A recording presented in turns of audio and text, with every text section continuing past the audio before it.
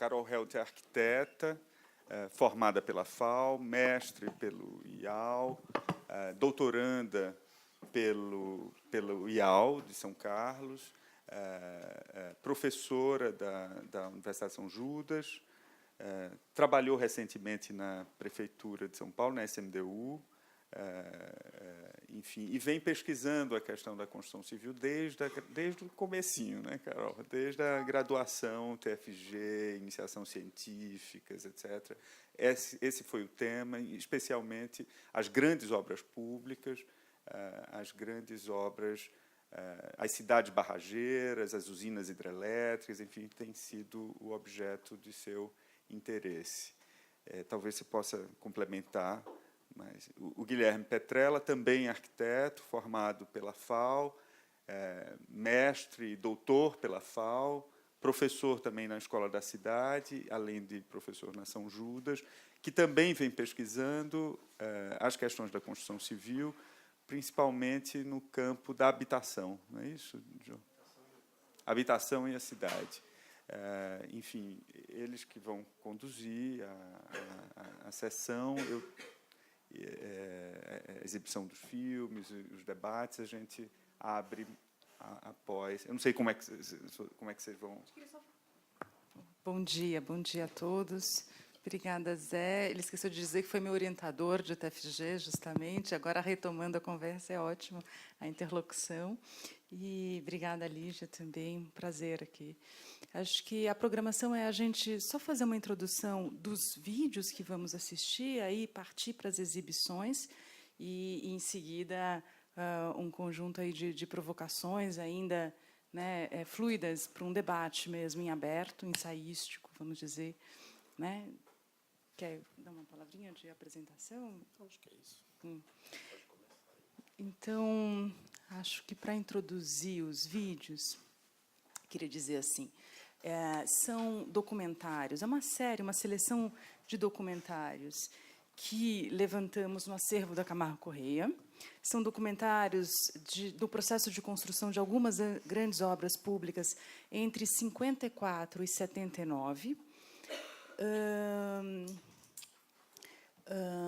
Acho bom o interesse é justamente reconhecer algumas continuidades, descontinuidades, né, para refletir essas cenas que se sobrepõem nesses documentários, vocês verão, e olhá-las. A nossa proposta é a partir de 3 eixos de análise: um, Estado-empresa; o outro, espaço-natureza; e o terceiro, trabalho canteiro. Eu acho que são algumas chaves de análise para a gente conseguir vislumbrar recorrências nessas cenas e refletir, né, o contemporâneo.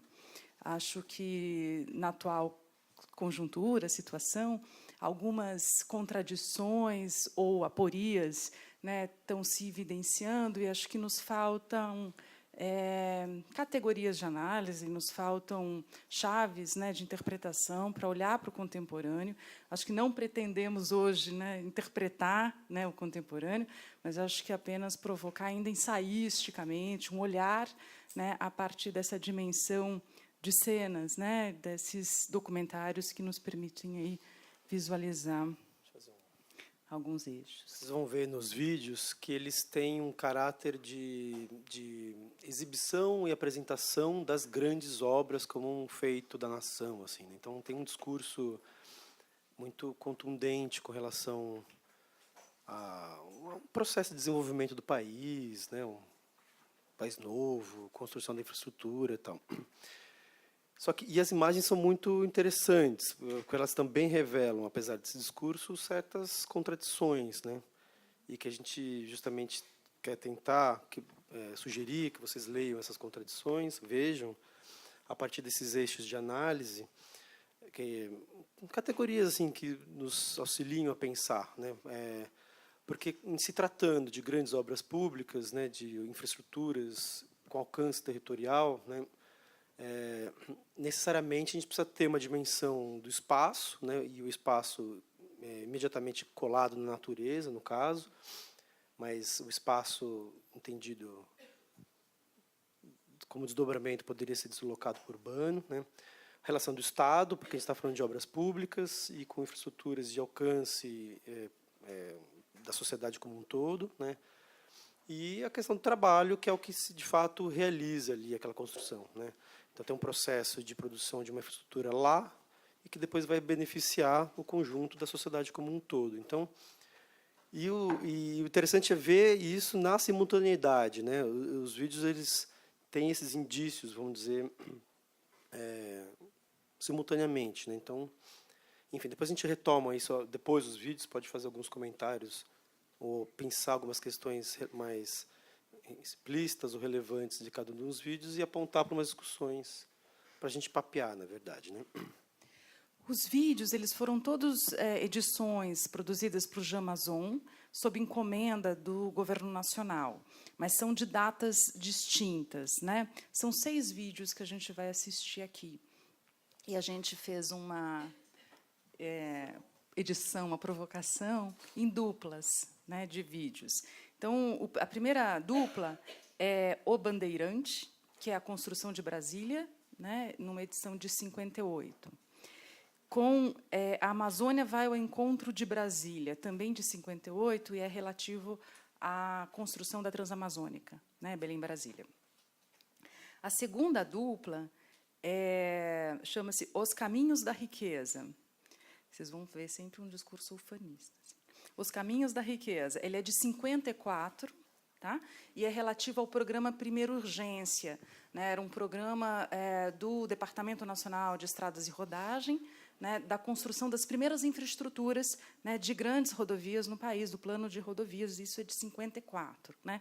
Então, a formulação do plano era, né, ainda Getúlio.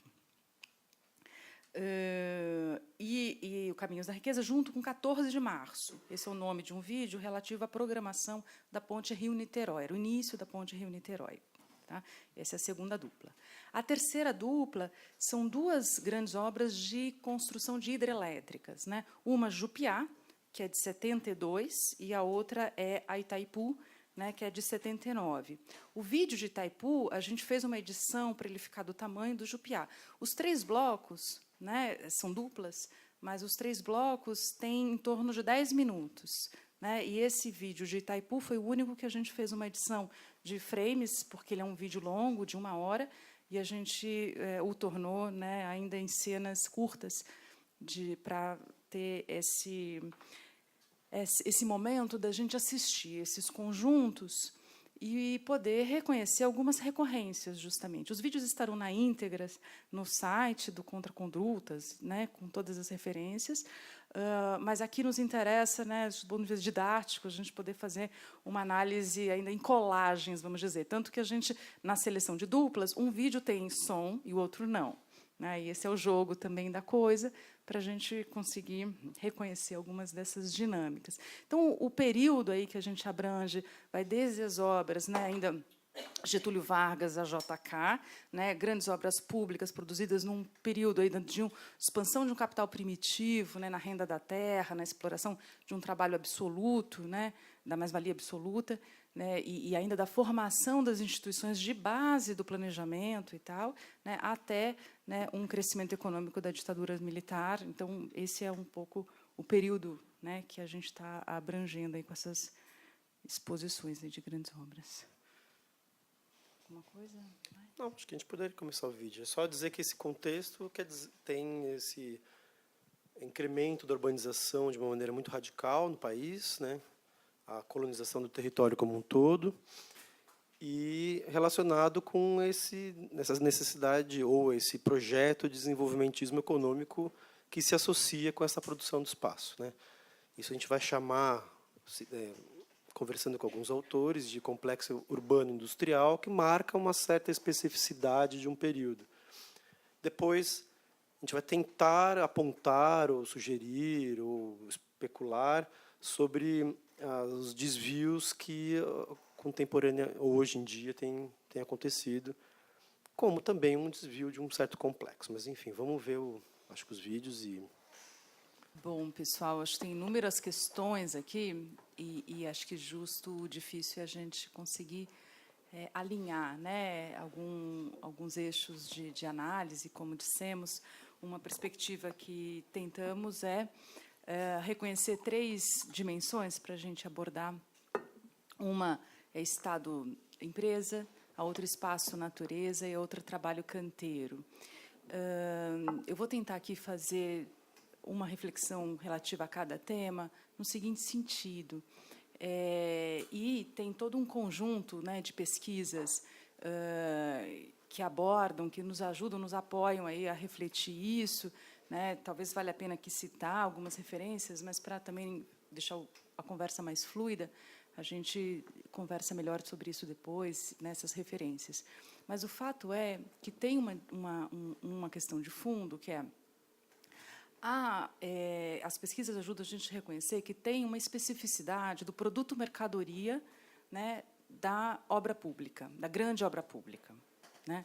E isso em diferenciação, né, do que é a construção civil manufatureira, o que é a construção civil imobiliária, né, de centros urbanos e tal.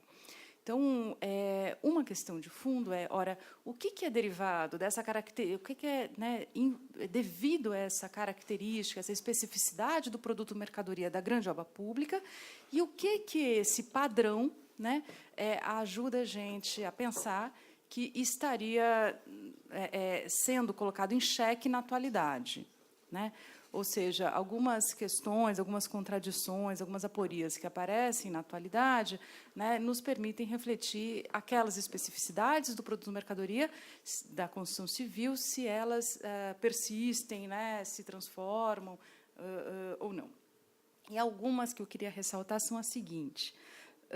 Do ponto de vista do Estado-empresa, né, tem uma questão presente aí né, nos vídeos, especialmente no último, né, de Jupiá e Ilha Solteira mais especificamente, que é a dimensão do canteiro e do acampamento, e que a gente consegue vislumbrar, né, as dimensões da reprodução da vida cotidiana dos trabalhadores, né, em que uma dimensão da gestão da empresa, gestão empresarial naquele território, não só no território dos tempos do trabalho, mas nos tempos cotidianos de vida, né, essa dimensão da gestão da empresa, ela impera, né, enfim, inúmeros autores ajudam a gente a ver isso, especialmente nos acampamentos de obra, nas vilas operárias e tudo mais. Uma questão que se coloca os acampamentos, as vilas operárias estão, né, analisados como company towns, né? Enfim, tem inúmeros autores que olham isso como isso estruturou a rede, né, de cidades brasileiras, né? Ou muitas das cidades industriais, São Paulo mesmo, né, o locus, né, das vilas operárias aí na zona, no centro-leste, enfim. Mas uma questão que se coloca na atualidade, né, alguns autores aí, Harvey, Lefebvre, né, muitos vêm aí no Brasil, Weiner, enfim, vêm analisando que um tom específico do espaço urbano contemporâneo é o empresariamento urbano, né? E uma questão poxa, mas no caso brasileiro, esse empresariamento, nessa relação Estado-empresa, no poder, né, dessas grandes empresas que conformaram um oligopólio, né, no país, nesse campo, né, em que medida, né, essas situações de acampamentos de grandes obras, né, que se colocavam em enclaves, né, fora de centro urbano, mas que estabeleceram toda uma lógica de dominância da gestão da vida, né, cotidiana, em que medida esse know-how também dessas empresas, né, se migraram, transferiram ou, né, estão presentes nos grandes projetos urbanos contemporâneos, nas cidades contemporâneas, desse dito empresariamento urbano, que é caráter, né, para alguns autores, da produção urbana contemporânea. Então, como é que essa história, né, ela, de fato, se reflete, né, na contemporaneidade? O que é específico desse produto mercadoria de grande obra e o que é específico da contemporaneidade? Acho que essa é a questão de fundo, nessa dimensão. Na outra dimensão, né, isso no Estado-empresa, né, e outros aspectos. Numa dimensão espaço-natureza, né, tem um conjunto aí de pesquisadores no campo da arquitetura e do urbanismo, né, na década de 80, de 90, se apoiando em toda uma discussão, né, do desenvolvimentismo brasileiro e da justa dialética entre atraso e moderno, né, no desenvolvimento, na hora de reconhecer as especificidades no campo da arquitetura e do urbanismo, um conjunto de pesquisadores aí procuraram avaliar, né, por qual motivo a construção civil não se industrializava, qual motivo, né, qual era o drama justamente da modernização do setor, da modernização da arquitetura, da modernização, né, do urbano nesse sentido, né? E, para alguns autores, isso ficava claro na medida em que se olhava a construção civil como uma área retrógrada de atraso, justamente eficaz, eficiente na dialética, né, de um capitalismo que se desenvolvia para um campo industrial, né, e que você precisava manter essas áreas retrógradas, como é o setor da construção civil, com baixos salários, etc., porque fazia sentido isso na própria dialética de expansão do capital. Agora, isso, né, um conjunto de atores analisava isso na década de 80 e de 90. Acho que, inclusive, nas pesquisas mais contemporâneas, né, tem um conjunto, né, de pesquisadores tentando analisar dimensões contemporâneas nesse aspecto, já trazendo, né, aí dimensões do capital financeiro, quando entra nessa lógica. Mas vale ressaltar que são pesquisas que estão aprofundando especialmente o campo imobiliário, né, ou da construção civil imobiliária, né? Quando a gente olha para o caráter das grandes obras públicas, né, tem algumas especificidades que causam algumas interrogações em aberto, né? Por exemplo, né, todo um movimento, né, das incorporadoras, né, no campo imobiliário, que abriram capital, né, justamente para expandir, né, essas formas de financiamento e a capacidade de produção mais contemporânea, essa lógica nunca, jamais foi a mesma lógica e estratégia de expansão do capital para o campo das grandes obras públicas. Por quê? Porque, para o campo das obras públicas, né, você tem uma demanda e uma oferta, e aí entrando até na dimensão trabalho e canteiro, tem uma demanda e oferta muito determinada pela relação estreita entre as empreiteiras e o Estado. Né? A demanda é do Estado, sempre, da obra pública. Né? E a oferta, né, que as empresas promovem, ela tem uma lógica de produzir o que o Bolaf chama, né, de movimentos para frente, de indução do desenvolvimento, né, industrial, de uma cadeia produtiva, né, muito maior do que a construção civil só em si. E ela é indutora do desenvolvimento e, portanto, a relação entre Estado e empresa, nesse caso, passa por uma estratégia de desenvolvimento do planejamento de novos campos, né, de expansão, em que há algo que no caso das grandes obras públicas, você tem, diferente da construção, né, manufatureira, né, ela sempre foi indutora ou moderna, ou, né, você teve a dialética, né, da indução, da industrialização presente junto com um atraso e uma exploração, né, de um trabalho manufatureiro e em que a renda absoluta, né, estava muito presente, você vê a quantidade, né, de trabalhadores aí nas obras, em que causam estranhezas, causam, enfim, curto-circuito para a gente compreender o que é específico dessas grandes obras em relação ao que é específico, né, da construção civil e imobiliária. Né? As empreiteiras elas jamais abririam capital na bolsa, né, justamente porque a lógica de relação, né, como se evidencia cada vez mais, passa por uma relação fechada. Né? Justamente é preciso ter, né, uma relação que passa por uma lógica de garantias e contrapartidas com o setor que jamais vai ser feito, né, em ambiente, né, como a Bolsa de Valores, né, por exemplo. Então, o que acho que nos permite, né, um conjunto de questões sobre, ora, o que é específico do setor das grandes obras públicas e que sempre foi específico na sua Constituição, né, e o que agora, né, se impõe na contemporaneidade, né, né, que nos faz questionar, no caso brasileiro e dos oligopólios, né, brasileiro, ora, se o conjunto, né, de grandes empresas que se formaram da década de 60 até hoje, né, que constituíram na atualidade, né, um dos eixos fortes assim, de sustentação, né, do planejamento urbano e do governo, né, como um dos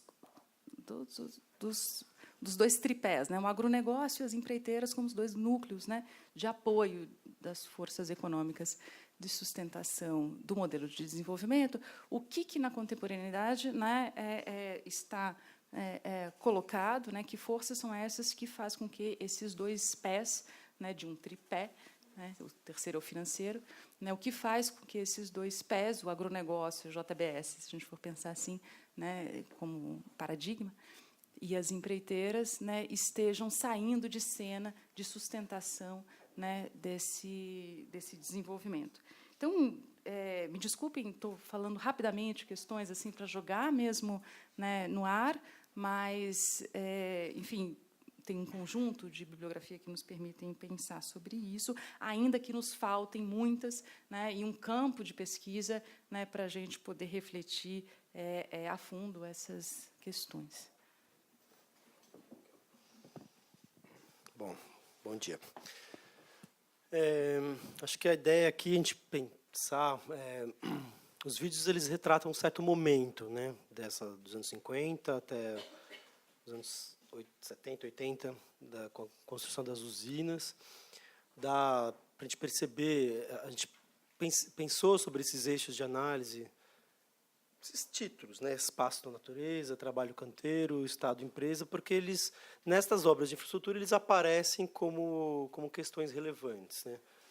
Dos dois primeiros vídeos até o segundo, dá para ver que há uma certa intensificação desta relação, seja o desmonte da natureza, né, seja o imbricamento das formas de gestão e financiamento do Estado, e uma transformação substancial no trabalho, né? Os primeiros vídeos mostram um trabalho muito mais artesanal e o segundo vídeo das usinas aparecendo uma organização do trabalho mais efetiva, intensa e extensa no tempo, inclusive.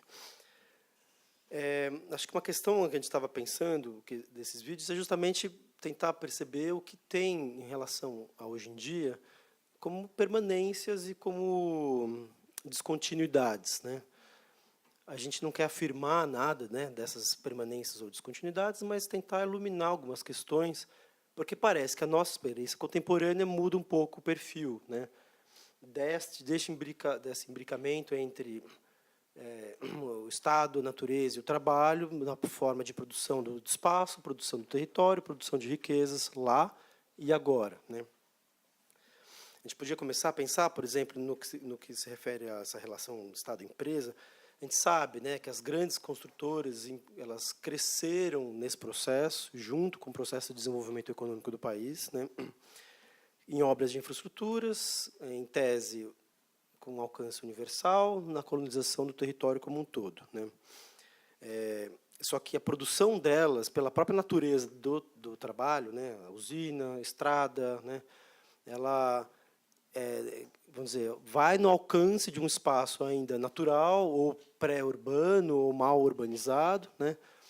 O canteiro ele vai sendo realizado e a obra e o canteiro vai se deslocando, quer dizer, lá para fora, né?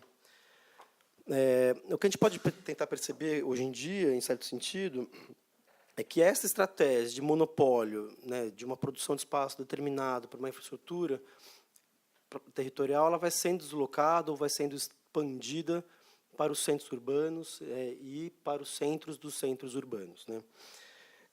Acho que queria destacar aqui que, inclusive, em termos de processos legais, né, muitas das leis urbanas que aproximam o mobiliário financeiro, por exemplo, nas parcerias público-privadas que tem aqui, elas têm uma sua origem nessas regulações para a produção de infraestruturas territoriais, né? Um exemplo clássico é a concessão urbanística aqui em São Paulo, ela, né, que dá o direito do ente privado a desapropriar um espaço para fazer o plano, vem da provisão de silos, né, ou de infraestruturas de irrigação que não estariam extra-campo, né? Por outro lado, esse monopólio, vamos dizer assim, de produção de uma infraestrutura ou associado ao Estado, acho que hoje em dia elas se acentuam à luz das parcerias público-privadas, né, que viram o grande consenso, né, aliás, consenso a ser criticado, evidentemente. Quer dizer, as parcerias público-privadas, elas fazem no urbano uma monopolização de um determinado produto, né, monopolizando inclusive o perímetro urbano, a partir de uma relação muito específica entre Estado e empresas produtoras e imobiliárias, né? Nesse processo se articula então Estado, produção e financiamento, esquemas financeiros, capitais do mundo como um todo. Então, nesse sentido, e nesse processo, então, o Estado sempre como um agente que aparece como promotor e, ao mesmo tempo, a dívida do Estado com relação a isso como um campo fecundo de acumulação de dinheiro, né? Seja, quer dizer, na produção das grandes usinas hidrelétricas, onde é um momento onde também se estoura o endividamento nacional, né, com relação ao capital estrangeiro. A gente vê isso no vídeo da Ponte Rio-Niterói. Mas a dívida em si ela gera um elemento, o papel de dívida, né, os títulos de dívida, as ações, ela vira um campo próprio do financeiro na atualidade, em que se começa a produzir riqueza sem produzir coisas, né, gira no campo do fictício, né. Então, um deslocamento que pode ser interessante pensar dessa infraestrutura territorial para a infraestrutura urbana é que os enclaves que lá aconteciam, aqui passam a ser definidos e defendidos não por uma distinção necessariamente espacial concreta, né? A gente está falando, por exemplo, da luz aqui, né? E sim por limites de propriedade, né? Propriedade que passam a ser desapropriadas e centralizadas num consórcio público-privado, né? Com a finalidade de um retorno, uma valorização e uma capitalização financeira aproximada com o imobiliário, né? Então, vamos dizer, a relação Estado-empresa se altera, né? Ou se desvia, ou se cria uma certas descontinuidades. No âmbito do espaço-natureza, portanto, talvez a gente possa pensar que, no momento dos vídeos, a natureza, a mata, o rio, né, ou o campo, a produção agrícola, elas eram as fronteiras, as barreiras de expansão dessa urbanização massiva, né, desse trabalho manufatureiro extensivo. Então, vai lá, rasga tudo, né. Talvez hoje a gente possa tentar pensar, à luz dessa propriedade, né, monopolizada, que o espaço passa a ser um dos elementos fundamentais de acumulação de capital hoje, mas não só no sentido dessa expansão da infraestrutura, né. O que a gente poderia, então, discutir sobre o aspecto da renda. O que a gente vê contemporaneamente, né, as disputas em torno das rendas de extração, pré-sal, as mineradoras, né, rendas em torno da produção fundiária, pecuária, JBS, enfim, os transgênicos, soja, disputa de terras com comunidades tradicionais, indígenas, quilombolas, reservas, né? E, no campo do imobiliário, a renda imobiliária, portanto, essas parcerias público-privada que vão lidar justamente com a capitalização do preço do imóvel, e é aí que os grandes consórcios ganham recurso, né?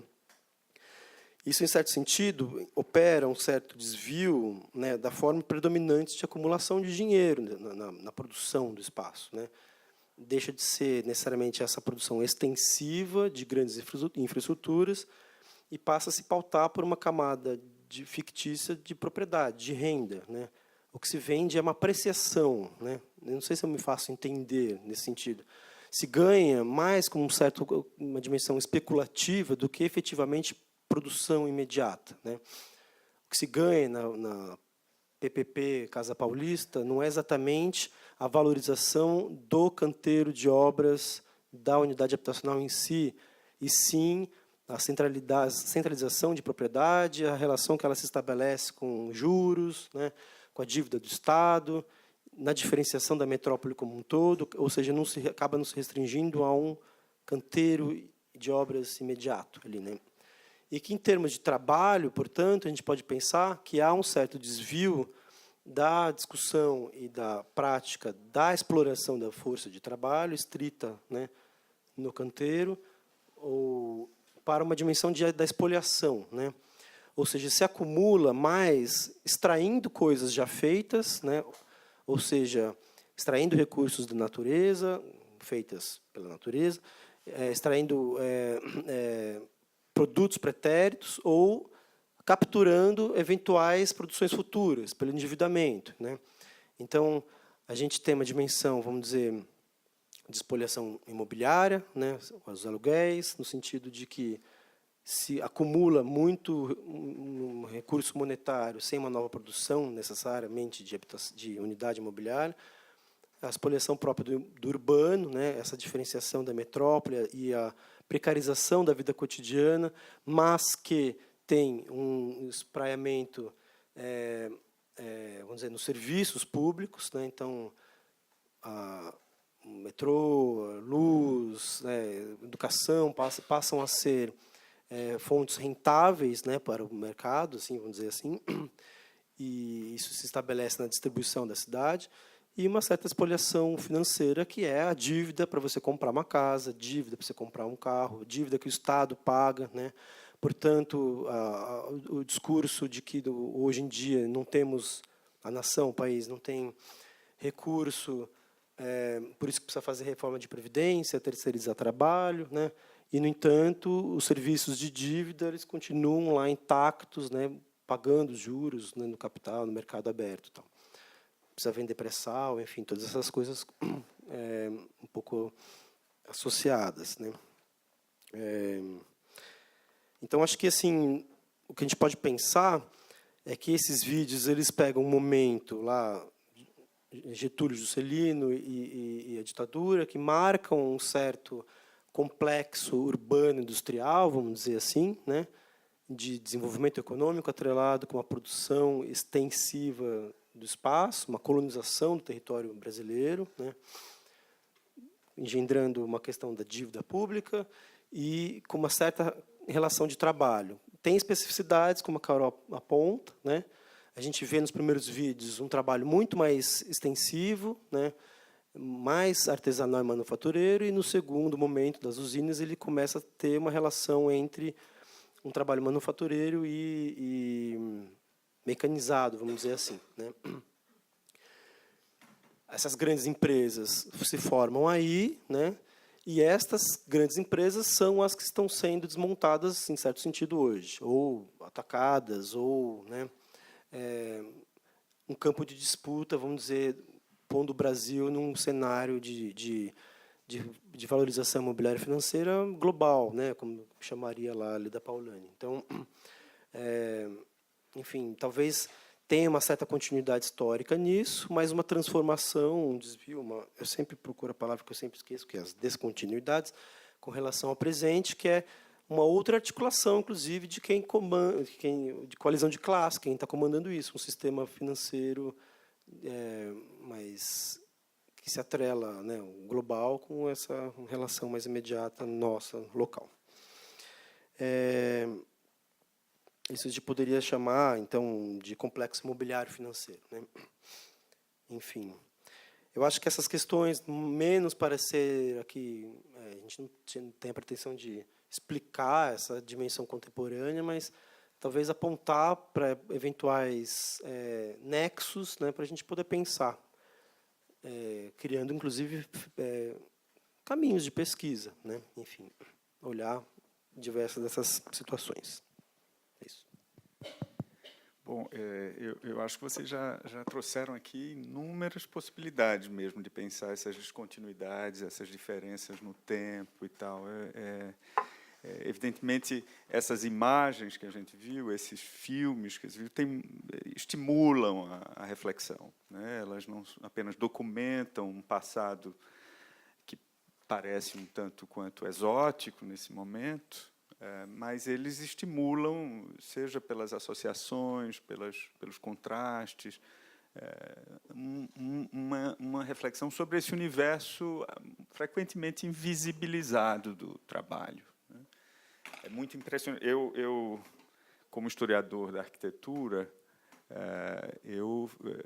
um dos desafios que se colocam frequentemente a gente é a investigação desse universo da produção material. Esse universo da produção material, ele frequentemente não deixa rastros, ou esses rastros são apagados sutilmente, ou o acesso aos registros são sonegados. Enfim, eu li algumas das pesquisas que vocês estimularam no Contracondutas, de como que dão testemunho dessa dificuldade de acesso, né? Seja do ponto de vista da organização burocrática dessas empresas e desses canteiros, cada vez mais, né? Não parece, no comecinho ali ainda tem áreas de improviso, né? Mas crescentemente burocráticos e crescentemente controlados, né, vigiados. Há depoimentos, se não me engano, na obra do Rodoanel, aquele artigo do Rodoanel, em que os estudantes, os pesquisadores procuraram entrar enfim, mas espera aí, o que é que vocês vão perguntar? Cadê os roteiros? O que é que vocês não podem parar? Aí tem também a questão da logística, vocês não podem interromper, vocês não podem atrapalhar, vocês não vão criar escândalo, e não sei. Ou seja, já há uma dificuldade mesmo de acesso a isso que, enfim, alguns pesquisadores, Carol fez isso em relação às barragens, enfim, eu acho que um dos grandes desafios era justamente a possibilidade de encontrar uma maneira de olhar esse universo que não é aparente, frequentemente nos pelo próprio processo de reificação, não é simplesmente pelos controles internos aos processos de produção, mas pelo processo de reificação das obras, acaba sendo desprezado, acaba sendo esquecido. E esses filmes, curiosamente, eles estão falando das grandes obras, das grandes realizações, dos grandes empreendimentos, do grande processo de modernização na era de ouro do capitalismo mundial, né? Nos 30 gloriosos anos, na Golden Age do desenvolvimento capitalista do pós-guerra, e eles não têm como evitar essa mobilização gigantesca do trabalho, de trabalho. Evidentemente, a narrativa dos filmes, todos eles, são narrativas de muito otimismo, né? de muito fanismo até, né? O fanismo do trabalho, do esforço, desses homens pioneiros, heróicos, etc., é o fanismo da técnica, é o fanismo do planejamento, da engenharia, é o fanismo da unificação nacional, da integração territorial do país. Há todo um universo aí de construção da nação que apela a uma tradução do trabalho em termos honoríficos, em termos, né, de certa nobreza, né? Ainda que eles deem flagrantes que são reveladores, estão aí para ser investigados noutra chave. Eu tenho a impressão que o discurso todo é um discurso de otimismo, é um discurso de ufanismo, é um discurso de empreendedorismo, é um discurso do humano dominando a natureza pela técnica, do humano se fazer presente sobre as selvas, etc. Mas tem aí, como você bem notou, inclusive dentro desses exemplares, deslocamentos, né, de um trabalho mais extensivo para um trabalho mais intensivo, de um trabalho, às vezes, aquelas cenas da abertura da Transamazônica que aparecem, aqueles tratores como elefantes, né, surgindo no meio da floresta, e aqueles canteiros das grandes barragens, em que, ainda que o trabalho manufatureiro seja flagrado ali em níveis de perigo, de exposição, de esforço físico sobre-humano, é uma outra realidade, é uma realidade muito mais disciplinada, muito mais planejada, muito mais controlada do que inicialmente. Então, talvez essas imagens ou esses registros como esses possam ser lidos ou estejam aí para a gente lê-los noutra chave, a contrapelo, né? Para fazer uma brincadeira aí com as contracondutas, numa contraconduta, né? Eu acho que, enfim,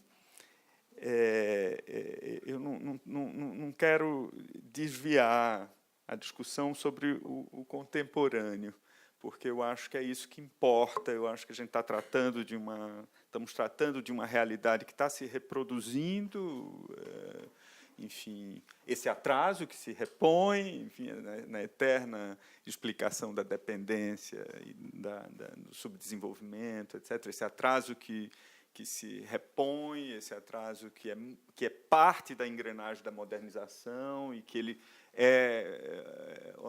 ora mobilizado no sentido da garantia de margens de lucro superiores, ora mobilizado na garantia das desigualdades internacionais, da divisão do trabalho, ora mobilizado na garantia das desigualdades no mercado de trabalho, enfim. Mas eu queria chamar a atenção para uma coisa que talvez valha a pena discutir, que é esse contraste, talvez nos 3 níveis de questões que vocês levantaram: Estado, mercado, empresa, Estado, empresa, espaço, natureza, trabalho, canteiro, esteja presente, que é um contraste entre essa aposta gigantesca no poder planejador, no poder da técnica, né? Na confiança nesse poder colossal da técnica, desse poder colossal das forças humanas, na transformação, na subjugação da natureza, através dessa unidade frágil do corpo humano. Acho que essa fragilidade do corpo humano, que, enfim, desses 111 trabalhadores que foram descobertos no canteiro da OAS, está aí nessas milhares de vidas que fazem parte dessa engrenagem do desenvolvimento, né? Quando o Celso Furtado, lá atrás, teorizou acerca do subdesenvolvimento, tinha justamente a ver com essas 2 peças chaves do processo de reprodução do arcaico no moderno. A chave da dependência estrutural do desenvolvimento nacional em relação ao capital estrangeiro e a chave da dependência estrutural do desenvolvimento nacional no baixo salário, né, ou nas condições precárias de reprodução e trabalho da mão de obra nesse país. Então, essas 2 chaves, uma que fala dessa inserção global do país, uma inserção sempre conflituosa, afinal de contas, não fomos feitos para ser desenvolvidos, nós somos parte de uma franja, como outras partes do globo, nós somos parte de uma franja marginal, ou de uma franja subalterna, ou de uma franja dependente dos grandes eixos de desenvolvimento. Evidentemente, isso, ao longo dos séculos, vem se transformando, mas é um processo de longa duração que tem uma instabilidade gigantesca no século XX e XXI. Né? Essa estrutura de subordinação tem uma instabilidade a despeito de todas as transformações que a gente observa dos anos gloriosos para a crise que se segue nos anos 70 e 80, para esse momento de expansão capitalista, de globalização neoliberal dos anos 90 e início de 2000, a crise momento. Apesar de todas as variações que a gente pode verificar, existe uma posição relativa de sociedades e economias como a nossa que não se altera. Então, essa lógica de desigualdade social e essa lógica de desigualdade internacional na divisão do trabalho, seja na divisão social do trabalho, seja na divisão internacional do trabalho, é algo que se mantém a despeito de todas as mudanças nas políticas econômicas, nas estratégias de desenvolvimento, nas estratégias de acumulação, nas relações entre Estado e capital, nas relações entre o homem e a natureza, e entre trabalho manual, ou trabalho braçal e trabalho intelectual. Enfim, tem algo de estabilidade. E isso está nesses tempos diversos. O tempo da velocidade, o tempo da modernização, da transformação, o tempo dessa energia veloz, ágil, que remodela nossas cidades, remodela nossos territórios, nossas nações, e esse tempo do cotidiano, esse tempo biológico do corpo, do braço, da mão, que frequentemente não cabe nessas grandes temporalidades globais que estamos edificando em torno do que a gente entende por modernização, né? Então, só para levantar, quer dizer, eu acho que uma das questões contemporâneas que a gente pode lançar, aliás, tem a obrigação de lançar, de um lado, esses contrastes. Eu acho que esses contrastes que vocês enunciaram já aí, né? Muito bem, eu acho que tem 1000 pistas aí para a gente pensar nesses contrastes entre a presença do Estado intensíssima, a presença do planejamento, etc., a intensificação da mobilização da força de trabalho. Enfim, tem coisas que mudam em todas essas esferas que vocês levantaram aí, mas tem uma outra coisa que muda, né? E eu diria que é uma suspeição gigantesca, que eu acho que nem as críticas do nacional-desenvolvimentismo e da modernização conservadora que se fez dos anos 70 para cá previu, que é a crítica do desenvolvimento enquanto tal. Então, eu acho que pensar essa crítica do desenvolvimento enquanto tal e desse modelo teleológico de civilização calcada na técnica, calcada no mercado, calcada na ordem, calcada na disciplina, calcada na exploração dos recursos naturais, etc., vem observando resistências crescentes de 15, 20 anos para cá, né, ao ponto de se falar hoje que a vanguarda está no desdesenvolvimento, né, e que não é exatamente a vanguarda do atraso, enfim, é outra coisa do que, enfim, se falava nos anos 50, estamos condenados ao moderno, ou vamos transformar as nossas desvantagens relativas em vantagens de criar o novo totalmente, o país novo, o mundo novo, a cidade nova, planejada, etc. Enfim, só mais um elemento aí, porque também eu estou preocupado com o tempo. Enfim, temos aí várias questões para discutir. Acho que agora o interessante era abrir para a gente conversar, né? Mas eu só queria fazer um comentário que a partir da fala do Lira, muito interessante, importante, porque se a gente pega no contexto europeu, norte-americano, autores como Chesnel, Piketty, eles vêm observando no processo econômico global uma tendência a renda superar a acumulação de valor pela renda. Acumulação de valor pela renda é uma contradição, né? A acumulação de recursos pela renda superar a produção de valor da indústria, né? O dado que saiu, esse ano o PIB nacional está igual ao de 1910 no Brasil. Quer dizer, se produz riqueza sem produzir coisas, né? De onde vem isso, né? vem de uma capa fictícia e de uma capa de espoliação, né? Seja um desmonte da natureza, do corpo, né? Do nosso corpo e do corpo exterior, dos corpos da natureza, do produto historicamente já constituído, né? Ou do porvir, né? Minha casa é minha vida, 30 anos pagando juros, né? Sei lá, coisas assim. Isso é um exemplo banal. Mas o que eu acho que é dramático, que no nosso caso, essa centralidade da renda e deste tipo de patrimonialismo vem encontrar um outro patrimonialismo que é esse que persiste, né? Então, quer dizer, a virtude do desenvolvimento, do planejamento, da técnica, nessa nova coalizão, vamos dizer, vai por água abaixo, né? E aí é para montar tudo mesmo, né?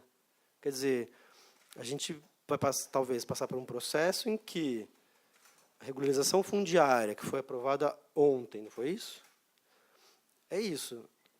Tira, né? Regulariza de uma canetada, né? É o pré-sal, que tudo bem, a gente pode discutir a matriz energética do petróleo, blá, blá.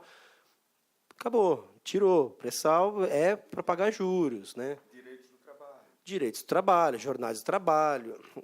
Quer dizer, vai tirar da onde supostamente dá para tirar. E isso é um absurdo, né? Mas o supostamente dá para tirar é porque onde não dá para tirar é nessa coalizão patrimonialista imobiliária financeira, talvez, né? E aí essas coisas que nos assombram no urbano, né, como, né, os 111 trabalhadores em Guarulhos, que parece um acidente, um resíduo, uma exceção, um escândalo, é constitutivo do nosso processo, só mudou um pouco, talvez. Não é mais lá na Serra Pelada, é na Serra da Cantareira, né? Sei lá, desviou um pouquinho, mas enfim. Ou seja, não sei. Bom, será que a gente roda o microfone? Assim? Vocês querem conversar? Levantar, se apresentar? Fora Temer, né? Isso tudo é necessário. Direta já, porque agora até fora Temer já está sendo globalizado, se é que vocês me entendem. Eu tenho uma dúvida com relação ao que ela falou, que ela falou que a lógica das empreiteiras é meio que diferente do Estado, que a lógica do canteiro da construção civil é diferente das obras públicas, e que as empresas elas são indutoras de desenvolvimento. E só que aí ele falou que a relação entre Estado e empresa meio que mudou desde a construção da Transamazônica, da construção de Brasília para cá, agora com as parcerias público-privadas. E eu não entendi muito bem esse desvio assim que você pontuou.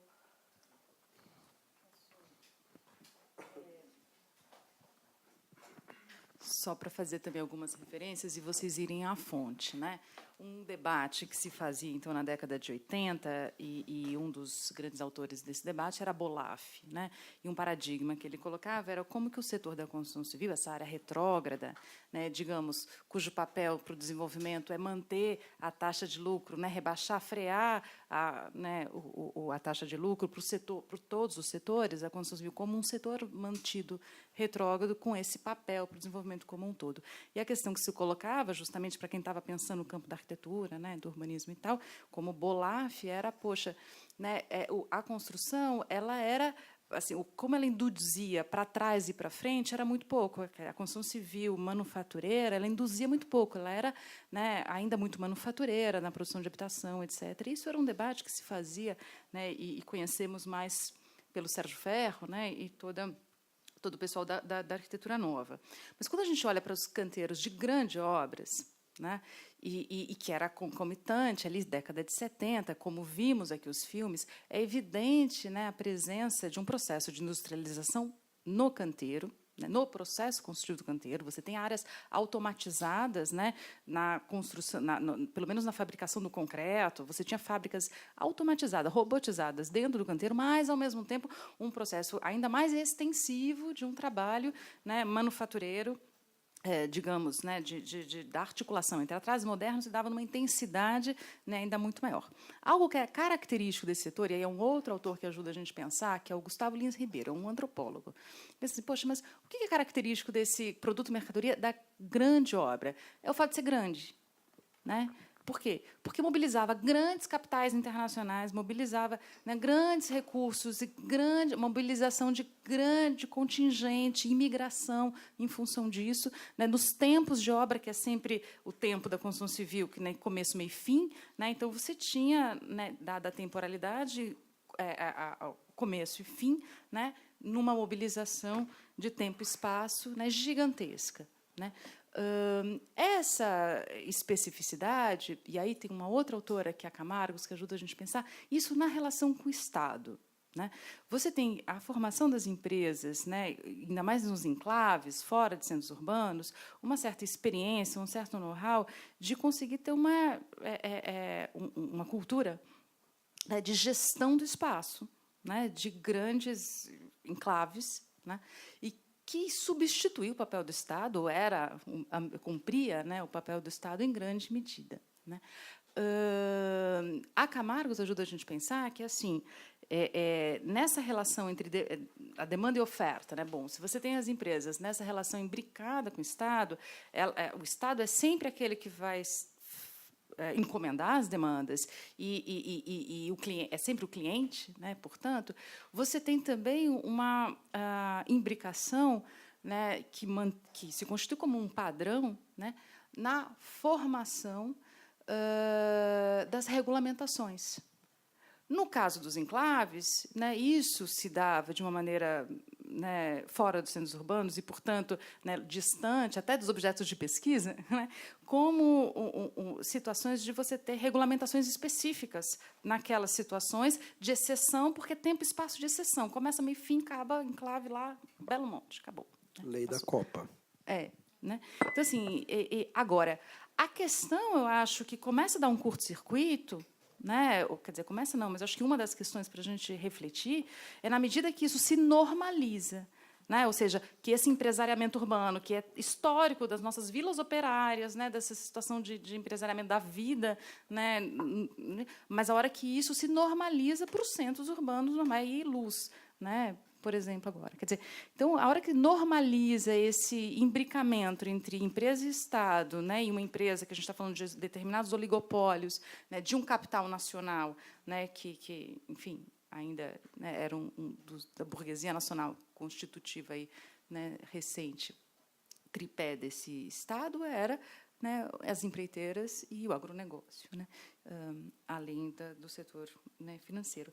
Então, assim, o que nessa relação entre empresas e Estado, né, eu acho que ocorre um aprofundamento de um processo, né, de dominação, né, de um campo, né, da construção das grandes obras públicas, que elas são indutoras não apenas de tecnologias, né, para dentro do setor da construção civil como um todo, mas sem substituir o atraso nas grandes obras em que são industrializadas, mas também indutoras de modernização na regulamentação, nas leis, nos processos, na gestão dos empreendimentos, etc. Então, essas inovações, né, para expandir, né, as fronteiras de um capital, né, para dentro, né, agora do urbano, mais explicitamente, eu acho que está cada vez mais evidente alguns curtos-circuitos desse processo. É óbvio que a gente não consegue ainda ler, né, isso, né, eu não consigo, mas eu acho que assim eles estão cada vez mais evidentes, né, eu acho que está exigindo da gente ter respostas, né, a essas questões. Uma coisa que a gente pode ver, né, principalmente no vídeo das usinas, é que a gente está falando de um contexto de ditadura, né? Ou seja, tem um monopólio da violência, da informação, de contexto repressivo, inclusive, precisamente, né? E o desenvolvimentismo de lá, um desenvolvimentismo com baixo salário, né? Ou seja, arroz salarial, alta taxa de exploração, e isso associado a um desenvolvimento... Inflação, dívida pública, né, capitais externos, tal. Mas tem lá um papel promotor do Estado, né? Ele é um agente. Lá se desenvolvem, nasce ou se desenvolvem essa relação incestuosa entre Estado e grandes construtoras, né? Grande parte delas, a maioria, de fato, ela tem um desenvolvimento absoluto a partir da ditadura militar, né? O alcance das obras, a intensidade. A JBS cresceu vendendo carnes no canteiro de Brasília. Essas intervenções são ótimas. Enfim, o que a gente, acho que a questão do desvio, né? O que a gente pode ver no livro da Raquel Ronick, por exemplo, A Guerra dos Lugares, ela citando outros autores, ela vai vendo mostrando justamente como essa relação entre Estado e empresa vai nascendo e se desenvolvendo e criando essa máquina de financiamento de campanha, que vai desembocar toda essa discussão, por exemplo, do Lava Jato hoje em dia, mas numa espécie de conquista de mercado, né? Então, no fundo, se financia porque o Estado vai ceder uma obra e essa obra vai paulatinamente deixando de ser uma seção do Estado, né? E assim, olha, Estado, eu, construtora, tenho uma máquina aqui, um tatu. Eu preciso fazer uma linha de metrô. Eu preciso, vai lá e faz. Então, quer dizer, paulatinamente vai se invertendo o papel de quem está planejando, e é um planejamento que não é no sentido territorial, urbano, e sim financeiro, econômico, né? Por exemplo, nas planos urbanos aqui em São Paulo, tem aquela figura da manifestação de interesse privado. A empresa fala assim, olha, quero fazer um plano aqui, na Rio Branco, né? E, quer dizer, e não é um plano diretor, né, que se discute na Câmara, em lei, é um plano estratégico, ali, naquele ponto, com aquele perímetro, com aquela sociedade de propósito específico, com aquele decreto, né, com aquela valorização econômica, né, com aquele viabilidade econômica, que é o que vale, né? É o que vale, é uma maneira dura de dizer, porque, no fundo, é uma abstração da abstração da abstração, mas o que é o que vale, né? E aí o Estado é isso, operação urbana, né? No fundo, o que é uma operação urbana? Se não é você pagar por um direito de construir a mais, que se reinveste no próprio lugar e que acentua a diferenciação e a desigualdade da metrópole, né? Enfim, quantas operações urbanas, né? E a parceria é um pouco isso. E aí, o que é a justificativa da parceria público-privada? O Estado não tem dinheiro, né? Vamos atrair a iniciativa privada, porque eles têm dinheiro. Mas o Estado dá o terreno, o Estado tem o BNDES, o Estado paga o juro, né? Aqui, Casa Paulista, o terreno é público, doado, dado, grátis, né? Quer dizer, paga a suposição de valorização da empresa, o Estado está lá, prestação pecuniária, todo mês, né? Então, o que é isso, né? No fundo, o Estado vira um instrumento, né? O Estado e o espaço são instrumentos dessa capitalização fictícia que tem o encontro imobiliário financeiro. E, no Brasil, isso rola de braçada, né? Porque vem lá, essa nossa... Nós somos fadados ao moderno, né? No fundo, esse nosso desejo de ser subserviente também, né, acentua o processo como um todo. Perdão. Eu queria tocar numa coisa que, para mim, fica muito evidente nas imagens. Acho que até um elogio ao Amazon pelos vídeos dele. E também a vocês por terem colocado esses juntos, que acho que, em certos momentos, formavam um par assim, super interessante. Na narração de um, o outro estava ali como espelho, quase. De que, e um pouquinho na sua última fala, é modernidade para quem, né? Modernidade para quê e para quem? Porque quando, em diversas imagens, acho que na Transamazônica, aparece eles falando da necessidade daquilo para o Brasil crescer, aparece o trator abrindo a floresta, mas sempre lá um operário desprotegido na frente, ou uma outra imagem era outros operários saindo da frente do trator, né, senão vão ser atropelados ali. E depois, no final, o Amazon ele coloca umas imagens, né, o centro de São Paulo iluminado, um liquidificador funcionando. Assim, quem está consumindo aquilo, quem está trabalhando ali, que modernidade é essa? Ou então esse sobrevoo de Brasília, né, mostra ali as quadras modelo, quem que vai morar naquela quadra modelo, né? Quem que está ali, para que serve tudo isso? Isso, para mim, fica muito evidente nessa seleção de imagens, e acho que endossa um pouco essa questão, né? Será que esse pessoal todo que está ali construindo, que está recebendo esse salário de honra, né, que nem eles falam uma hora,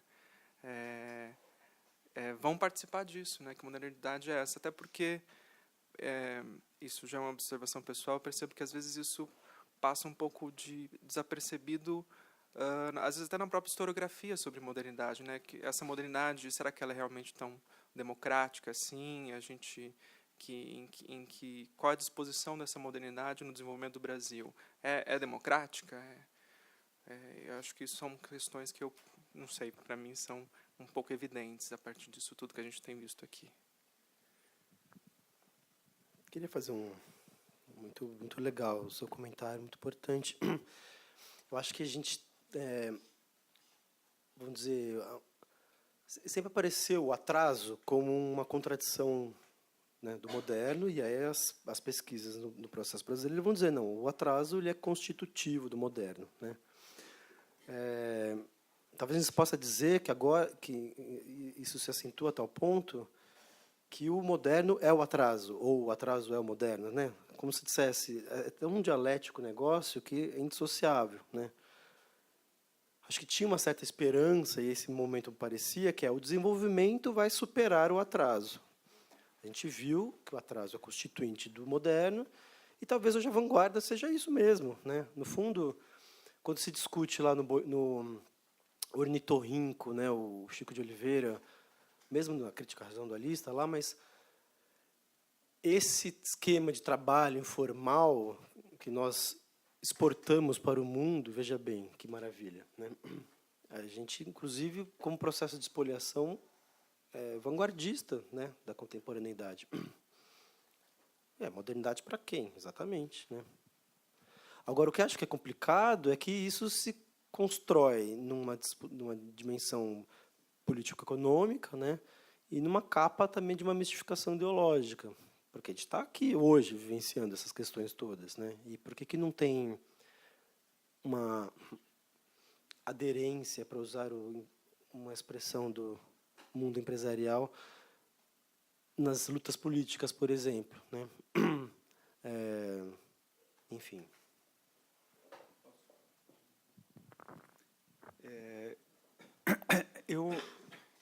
Eu acho que tem uma coisa que o Guilherme levantou, que é importantíssimo a gente enxergar em relação à relação Estado-mercado, em relação à regulação, às formas de regulação do trabalho, enfim, e que efetivamente mostram uma transformação muito significativa de paradigmas, né? Então, nos anos 70, houve uma grande crítica do planejamento, né? Iniciou-se uma grande crítica do planejamento como burocrático, autoritário, centralizador, insensível às realidades locais, às problemáticas concretas, enfim, seja no campo do urbanismo, seja no campo do território, do ambiente, enfim, a crítica do planejamento foi muito vigorosa. E, para nós, arquitetos e urbanistas, isso repercutiu fortemente. Nos anos 90, houve uma grande crítica da regulação do trabalho, né, e das políticas nacionais, né, de nacionalistas, etc. Afinal de contas, vivíamos numa outra realidade de mobilidade do trabalho, de mobilidade dos capitais, de desregulamentação das nações, das trocas internacionais, etc. Ou seja, era um capital... foi essa, de certo modo, foi essa crítica está na base do desmonte de uma série de estruturas de planejamento, né? Desde da abertura democrática, Collor, Fernando Henrique, etc. Não só houve uma abertura dessas novas formas de parceria, assim, uma magnificação dessas novas formas de parceria público-privado, sem restrições ou sem hierarquias entre capital nacional, capital internacional, e também esforços e mesmo conquistas efetivas no sentido da desregulamentação dos direitos sociais, das garantias de trabalho, enfim, isso veio pondo abaixo certos modelos que estavam sendo edificados no período anterior, né?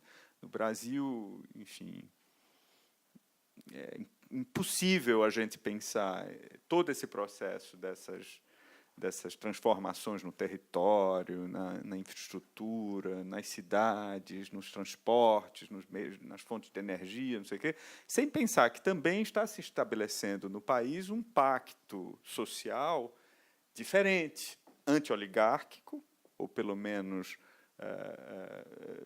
de resistência ao poder das oligarquias regionais, ou seja, de tentativa de unificar o espaço social, econômico, político, de também elevação da cidadania política. Houve esforços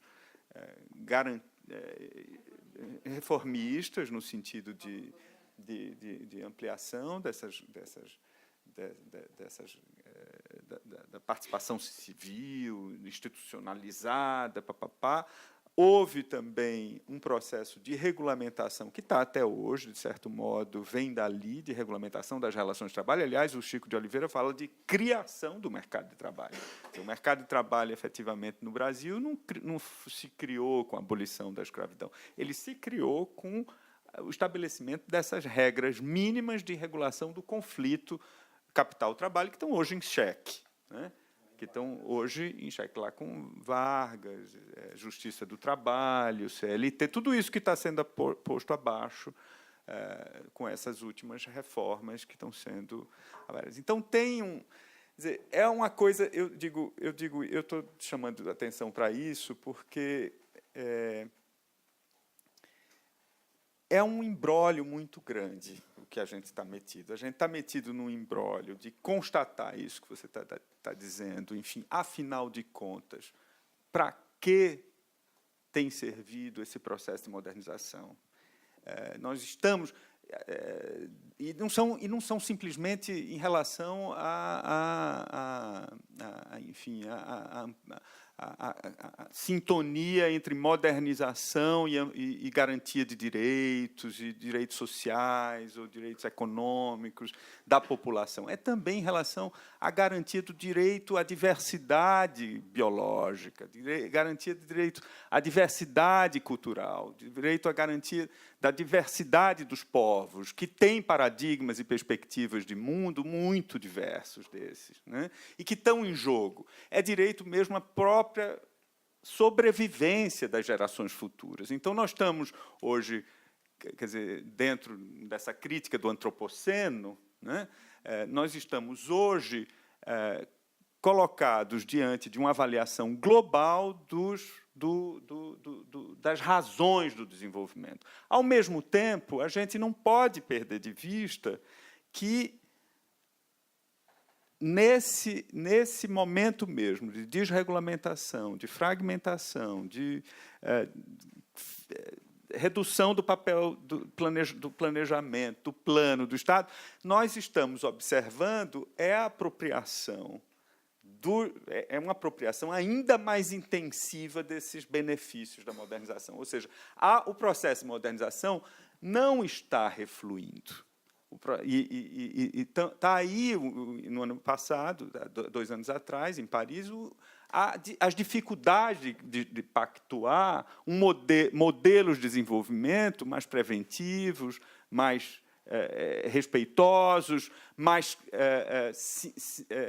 sensíveis às desigualdades que o processo de desenvolvimento global produziu entre as nações. Enfim, não há acordo fácil, né? E a apropriação, seja concentrada dos frutos do processo de modernização, concentrada em certas nações ou em certos grupos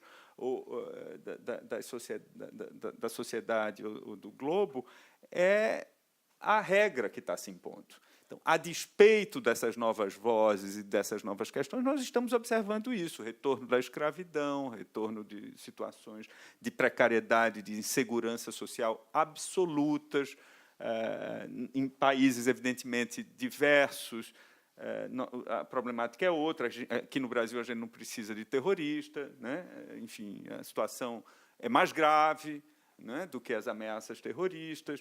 A situação de precariedade e insegurança é estrutural, não é acidental, eventual. Enfim, nós estamos... Eu acho que esse imbróglio de como conciliar uma certa fragilidade ou vulnerabilidade de uma sociedade altamente complexa, como é a sociedade contemporânea, em relação ao poder desses oligopólios, o poder crescente desses oligopólios, de orientar as políticas públicas, de orientar a apropriação da natureza, de orientar a mercantilização da vida, etc. E a emergência de uma consciência cósmica, né, ou de uma cosmopolítica que põe em xeque o paradigma, seja dos desenvolvimentistas clássicos, seja dos neoliberais, né? Então, dos neoliberais que pregou. Nós estamos realmente uma questão. Eu acho que perder esse senso de realidade que vocês estão trazendo à tona em relação as mutações no processo de desenvolvimento capitalista, né? E, ao mesmo tempo, garantir uma consciência crítica sobre o sentido desse desenvolvimento, né? O sentido dessa modernização e os prejuízos dessa modernização, é um problema gigantesco e que, por enquanto, eu acho que não estamos conseguindo nos entender, né? Eu acho que mesmo as opiniões mais críticas a respeito do processo de desregulamentação, de abertura, de fragmentação, de liberalização, mesmo a crítica mais bem situada dessa perspectiva, como a crítica da era do antropoceno, né? A crítica dessas transformações cosmológicas, geológicas, climatológicas, biosféricas que essa presença desenvolvimentista, moderna do homem no globo está infundindo na longuíssima duração, é difícil de resolver, é um problema difícil de resolver. Então, eu queria também colocar, para além, vocês colocaram alguns paradigmas aí para discussão, então natureza e adicionar um aí que enfim, as pessoas não dizem que isso não existe mais, que é o centro e a periferia, né? Um pouco, acho que vai me chamando a atenção aí nos vídeos, um discurso, né? Então lá na Ponte Rio-Niterói, que a rainha vem ver as obras, né? E que os bancos britânicos vão investir, né? E então aí já está colocado, né, a ideia de modernidade, a ideia que, bom, vocês vão fazer essas obras, vocês vão chegar lá, né, que é um pouco o que a gente vai fazendo, né, vai tentando se adequar a padrões que vêm de fora, e aí a gente... Mas também um discurso que encobre, né, um modelo de desenvolvimento, enfim, para que servem essas obras, né? Acho um pouco vocês apontam, né? A gente tem um tatuzão aqui, então vamos fazer um metrô, e acho que um pouco lá também tem tecnologia, vão vender, ou tecnologia sucateada, como são os 3 brasileiros, a gente vende, não é? Mas também cria infraestrutura para escoar a produção de matéria-prima e também uma relação já de exploração no valor da tecnologia que é vendida, não é? E do trabalho material que é produzido, né? E talvez aí nessa conta, né, quando vocês falam que a economia que não produz nada está superando uma economia que produz alguma coisa, é justamente disso que a gente está falando. A gente remunera, tem mais dinheiro para um lado do que para um outro, porque o trabalho material continua existindo, né? Acho que um pouco a fala do Brian Garvey no encontro passado, ele vai falando, tem essa ideologia aí do trabalho imaterial, enfim, não é? Mas se a gente pensar em tecnologia, precisa do lítio que está sendo extraído agora na Bolívia, não é? E uma estrutura para extrair o lítio para vender, né? E talvez daí venha essa ideia de trabalho escravo, né? Porque esses trabalhadores não conseguiram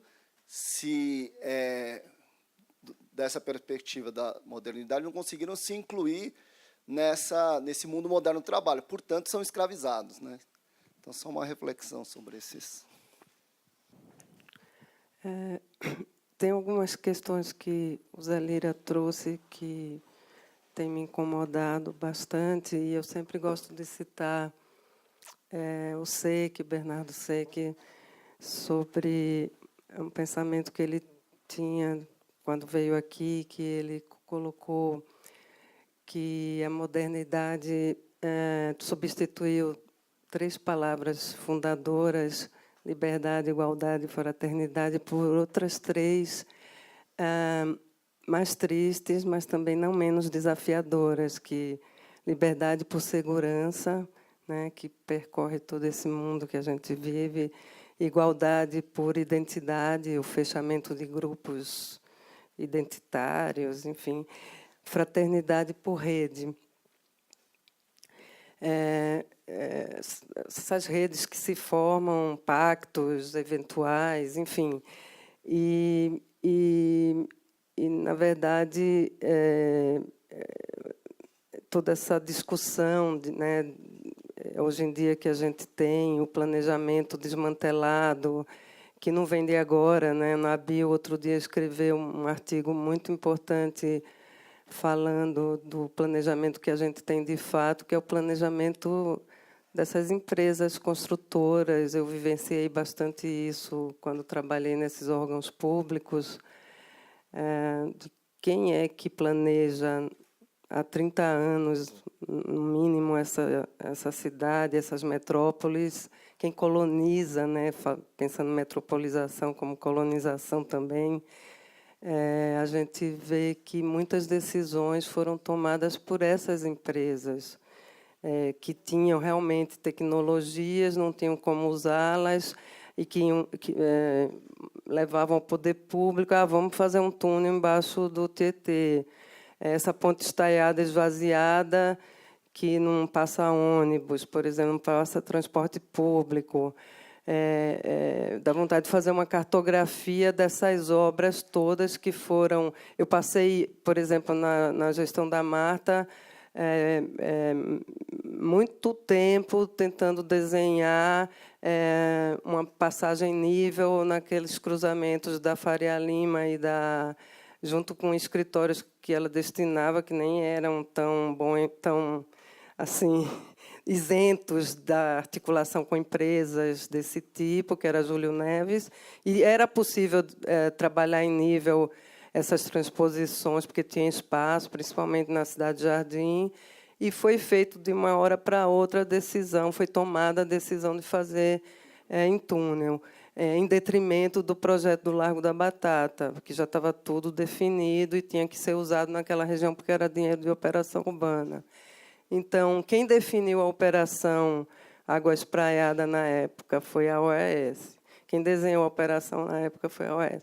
Enfim, então, tudo isso você sabe, você vivencia, e é muito difícil essa coisa que você vem falando, né? A fragilidade do corpo, mas também da mente, desse domínio. A gente é dominado, nosso corpo é dominado em algum estágio por alguma categoria de trabalhador, nossa mente é dominada por outra categoria, e a gente, os biopoderes, né, do Agamben, e aí eu fico pensando nas linhas de fuga que a gente pode ter, né, as biopolíticas, que eu acho que a gente vem vivenciando desde junho, desde 2013, os movimentos, né, de rua e tal, mas que tem que ir além, né? Tem que ir além porque vai e volta. A gente viu agora essa coisa toda da Cracolândia.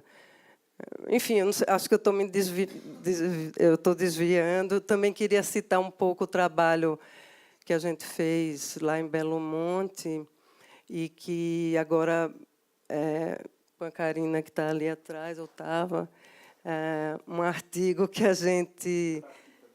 Não é nem esse. Esse é das alunas, das pesquisadoras, mas a gente depois, para o livro Futuro, desenvolveu um artigo que começou a ver que o mundo, que trata de modos de vida mesmo, assim, tentando entender o que aconteceu lá com aqueles beiradeiros atingidos e que foi feito um relatório da SBPC que demonstra que o modo de vida do beiradeiro é muito maior do que a Norte Energia entendia ou queria entender.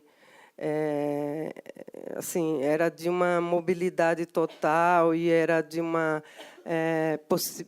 e que trabalhava as possibilidades de sobrevivência a partir dos recursos naturais que tinha ali, pensando nessa possibilidade de natureza, né, sobrevivência, recursos que são muito sazonais ali, que isso não está nos EIA-RIMAS, nem nos documentos de licenciamento, né, que são validados pelos organismos de regulação do país. Então, tudo é muito limitado, tudo é muito organizado para favorecer esse desenvolvimentismo, essa coisa da eficiência, né? Da eficiência, e precisamos pensar assim na desaceleração, nessa coisa que você vem tocando, momento de repensar, desacelerar, como é que a gente pensa nisso tudo? Só queria comentar um pouco a questão que ele levantou do... Tá. Sim. Do centro-periferia, que eu acho que isso tem um problema, né? A gente tende a associar a ideia de centro-periferia, a ideia de moderno e atraso, de riqueza e pobreza, né? De avanço e avançado, uma razão muito dualista, né? Eu acho que é importante a gente fazer uma crítica a essa razão dualista, justamente. Por exemplo, se a gente for pensar na questão de globo, né, a crise do petróleo, os dinheiros, os petrodólares, né, tudo isso serviu para nos financiar aqui no desenvolvimento, ditadura, pós-ditadura, né? Então, a ideia de que o atraso ele é constituinte desse moderno, né? E é uma relação desigual e diferenciada, talvez. Desigual e combinada, né? Citando lá o Lenin. Mas, no caso da metrópole, ainda, a gente não poderia nem associar isso espacialmente, dizendo, né? Porque os enclaves de pobreza em áreas centrais e os enclaves de riqueza em áreas periféricas são explícitos, né? Os condomínios em Barueri, os condomínios Moca Tatuapé, os condomínios, né? Então, eu acho que essa lógica centro e periferia, ela talvez mais obscureça, atrapalhe do que ajude a pensar, né? Talvez a gente tenha que entender que existe um certo movimento que tende para uma homogeneidade, que vai encontrando uma heterogeneidade, e isso se estabelece numa diferenciação, né? Porque uma hora é Águas Espraiadas e outra hora é Arco Tietê, né? E é Cracolândia e é Favela do Moinho, né? Então, é remoção de cortiço e é renova São Paulo na periferia, né? Então, eu acho que perceber que existe um confronto entre o homogêneo e o heterogêneo, né? E aí isso se constitui numa disputa. Eu acho que o comentário da Marta eu deixaria para outro. Muito importante. E gostaria de encerrar a minha participação aqui. Bom dia, obrigado. Não sei, eu vou devolver aqui porque a Carol tem um aqui. Bom, acho que a pergunta... Comecei, né? Raul. A questão colocada pelo Raul é também a mesma, né? Acho que foi o Zé Lira que levantou, e aqui discutimos sobre a ideologia da modernização, né? Se a gente pode já usar um termo, já categorizar, né? Diga, Raul. Quando eu disse, né, eu tinha debatido com o Sapato, ele também falava isso, não gosto dessa ideia sem periferia e tal. Eu quis marcar um pouco isso, mas sem periferia do sistema, né, capitalista. Sim. Periferia da cidade, Sim, sim, sim, evidente. Essa questão, porque me parece que tem uma ideia que hoje o capital ele circula no mundo, e me parece que não é bem assim, né? O capital que investe aqui é o capital daqui mesmo, tem uma outra, essa ideia de globalização, me parece que certas denúncias aí, a gente está vendo um pouco isso. O Brasil é periferia ou centro? Agora, os juros do Brasil não atraem capitais do mundo inteiro? O desmonte do pré-sal não foi lá para uma empresa estrangeira? Então, não pode. Então, a noção de centro-periferia ela é um pouco complicada, né? Porque para se realizar lá, a acumulação lá... Então, pois é. Então, a gente pode dizer de uma relação, claro, subalterna, dilapidadora, né? Mas, como não dá para dizer que é uma periferia onde você vai expandir o centro, né? E as razões que realizam no centro vão realizar na periferia e só não se realizam por uma eventualidade da história, né? Não, elas não vão, é diferente, né? E se perpetua, se reproduz isso, não é? Então, tudo bem, a gente está numa condição de talvez de comandado, de dilapidado, de extraído, né? O que poderíamos identificar como uma periferia tranquilamente, evidentemente, né? A gente não domina, não determina o processo, mas é porque eu acho que o cuidado é parecer que isso é uma irracionalidade do sistema. Então é isso, é uma diferenciação, né? É uma divisão internacional do trabalho, sei lá qual o nome, desigualdade né, combinada ou, enfim, mas ela é constituinte, né? Então eu acho que a imagem centro-periferia que tem no globo e tem na metrópole, ela talvez possa nos orientar para uma construção dual, né? E não é dual, né? Ela é absolutamente dialética, né? É que eu acho que o que tem uma dimensão que o Guilherme está levantando, mas que perpassou aqui, né, o debate, é uma da gente reconhecer a necessidade de refletir sobre as teorias do desenvolvimento, né? E como é que o Brasil se enquadra na teoria do desenvolvimento. Acho que Leda Paulani já, no Brasil Delivery, né, reposicionava justamente o delivery, né, dessa condição que o Brasil, na última década, apesar da máquina do crescimento, ou por causa da máquina do crescimento, né, e da expansão para essa articulação financiarizada, era necessário a gente repensar, né, as teorias do desenvolvimento, ou refundar a nação, ainda mais nessa crise, né, para a gente poder, né, refletir os próximos passos. Mas uma coisa que o Guilherme está ressaltando nesse aspecto é que, na teoria do desenvolvimento, algo que estava contido nas suas dimensões, né, teóricas e práticas da prática política, era de pensar que essa dualidade resultaria numa contradição, né, e numa contradição que poderia levar à sua superação, né? E eu acho que é também isso que precisamos colocar em xeque num pensamento progressista, né?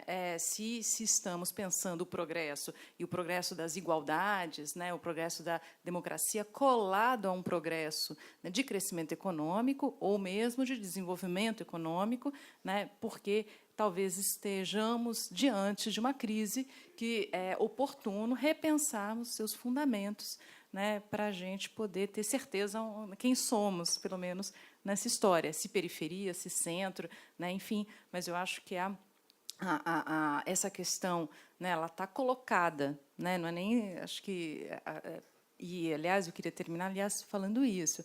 Eu acho que a intelectualidade, né, ou pelo menos, né, a nossa capacidade crítica, né, de antecipar a crise, né, foi muito falha. Né, assim, a gente está a reboque de processos, né, de ideológicos. Assim, o corpo e a mente, sim, também fomos, né, de certa maneira, né, o que aqui discutimos sobre a modernização, né, revela também uma certa sedução, né, de entrar ou de, né, acreditar, né, num caminho que agora mostra a necessidade da gente repensar esses processos.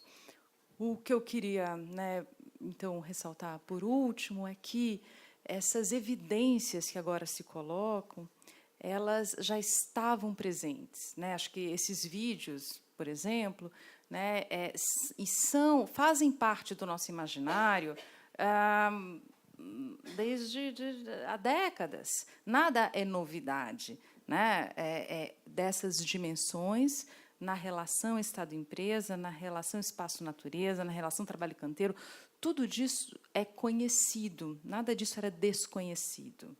Né? Apesar, né, da mídia hoje chamar tanta atenção para algo que se revela, não está se revelando. Tudo isso conhecíamos. O que a gente está incapaz é de concatenar essas revelações com alguma dimensão utópica de cadê a saída? Né, e tal. É isso que não nos está dando legibilidade, inteligibilidade de o que fazer com essas revelações, né, o que fazer com essas evidências, que já tínhamos, mas assim, o que a gente não está conseguindo é, né, dar vazão para isso. E acho, então, né, é um momento em que, né, as pesquisas, né, seria bastante oportuno da gente justamente se dedicar a refletir historicamente, né, nessas continuidades e descontinuidades, para, né, e acho que as grandes obras, né, como um elemento exemplar, né, paradigmático, de algumas relações contemporâneas, nos permitem refletir algumas dimensões empíricas e muito específicas, localizadas, tanto quanto, né, as relações, né, globais, né, e teóricas de uma dimensão, inclusive, de destinação, né, de finalidade, né, política e do desenvolvimento que aqui tratamos. Então, acho que é um campo de pesquisa, né, bastante oportuno para a gente poder, né, se dedicar a uma reflexão empírica e teórica, né, para conseguirmos, enfim, ter legibilidade, né, dos acontecimentos presentes. E, enfim, ter algum ânimo também, né, de ter o que fazer com isso, pesquisar, que seja, enfim, né, mas é isso. Obrigada por tudo. Bom, eu não vou resistir em meter uma última colher nessa conversa. A questão centro-periferia, enfim, que quando você mencionou, quando você trouxe, eu entendi justamente nesses termos aí que você disse, da relação entre as nações, a posição relativa das nações, etc. É importante que a gente tenha em mente que, porque parece desde os anos 90, com os processos de abertura, de integração global, etc., parece que ocorreu uma grande mutação na nossa existência sobre o globo e que os Estados nacionais perderam força, tal, não só o desmonte, mas, inclusive, as políticas de fomento a estruturas substitutivas, multilaterais, regionais, às vezes locais, o protagonismo das cidades, muito se falava nos anos 90, o protagonismo das cidades em detrimento do protagonismo das nações, do prévio das nações. Isso foi foram máximas assim repetidas à exaustão, ao ponto da gente se imaginar como cidadão global, finalmente, né? Esquecendo-se as enormes restrições que esse mundo globalizado, que, de novo, não tem nada, né? Aliás, tem muita coisa, desculpa, exagero, né? Mas, enfim, não é uma novidade completa, né? Oferece a existência civil de milhões e milhões, de bilhões de seres humanos, né? Ou seja, o Arrighi, o Giovanni Arrighi, que escreveu O Longo Século XX, uma longa história do capitalismo, que começa lá no Renascimento, ele dizia, tem uma coisa nos Estados Unidos, em relação às outras jovens nações americanas, que se formaram pouco depois dos Estados Unidos, que é algo muito peculiar àquela nação, que faz, talvez, com que ela seja, que os Estados Unidos sejam, ao mesmo tempo, o polo irradiador dessa ideologia da globalização e, ao mesmo tempo, a nação mais sólida e autorregulada,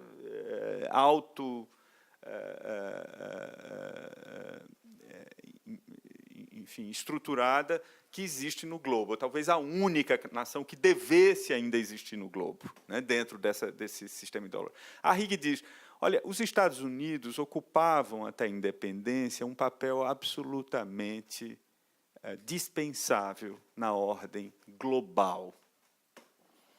A condição periférica dos Estados Unidos, durante boa parte de sua história colonial, permitiu que ela saísse da colonização com uma comunidade uma comunidade econômica suficientemente solidarizada para se pensar enquanto projeto de nação. E esse projeto de nação se constituiu com uma solidez gigantesca, e não é à toa que ela até hoje sobrevive, a despeito de todos os slogans da globalização que ela mesma projetou mundo afora, vem projetando mundo afora. Diferentemente das sociedades latino-americanas, como a do Brasil, e aí o Paul Singer também, quando falou da economia política da urbanização na América Latina, também salientou isso, diferentemente da América Latina, onde nós temos estados saídos da colonização que são praticamente enclaves econômicos. Muitas delas organizadas em torno de alguma, não é o caso do Brasil, evidentemente, mas muitas dessas sociedades, dessas nações, organizadas em torno de interesses privados que falam muito mais alto do ponto de vista da garantia de seus privilégios no sistema internacional de trocas do que propriamente da garantia da soberania das comunidades que elas representam. Então, essa dificuldade, essa instabilidade que países do terceiro mundo, países descolonizados, países novos, a maioria dos países novos tem dentro da ordem global, resulta também dessa dificuldade de garantir pactos longevos. Está aí as nossas constituições. Né? A nossa Constituição, em um ano, ela foi esfarrapada de um jeito impressionante, sem contar a dúzia de constituições que, desde a formação do Estado Nacional, nós nos regemos. Para não falar das alterações de regime que nós temos ultrapassado. Não é só a América Latina, boa parte desse mundo, digamos, grosso modo, periférico, né? Para também não perder de vista que existem hierarquias, efetivamente. Agora, tem isso, não é, a fragilidade dessas nações não é resultante simplesmente de elites desenvolvimentistas ou nacionalistas muito entreguistas, mas vem também do fato de que a existência dessas nações, a existência desses estados, a existência desses mercados, integram um sistema internacional de trocas no interior do qual entram e saem interesses, representações, capitais, estratégias que não são decididas aqui. Assim como não é decidido na prefeitura o que se faz nas águas espraiadas, o que se faz na Faria Lima, o que se faz no Largo da Batata, etc., também não é decidido no Brasil o que se faz em relação aos investimentos desenvolvimentistas, vamos dizer assim. O que se investe em termos de energia, em termos de geração de água, em termos de geração de petróleo, em termos de geração. Então, são decisões que muito transcendem, se associam, né? As elites brasileiras não são tão frágeis assim, né? Elas têm um poder que está, enfim, nos últimos anos, com esse retorno do nacional desenvolvimentismo, sobretudo na era Dilma, mostraram uma audácia gigantesca de alguns setores. O setor da construção civil, o setor da agroindústria, o setor do petróleo. Né? Está aí a JBS, comprou o maior frigorífico do planeta com dinheiro do BNDES. Né? Então, o Brasil também não tem elites tão frágeis assim, tão manipuláveis assim. Também são atores globais muito importantes. O capital da JBS não é mais nacional há muito tempo, é capital aberto, a maior parte de suas operações estão centralizadas nos Estados Unidos, não mais no Brasil, e algumas dessas empresas é também impressionante o que essas CPIs, essas investigações têm mostrado a irradiação dessas empresas brasileiras, dessas elites brasileiras, em relação à economia, essa economia global.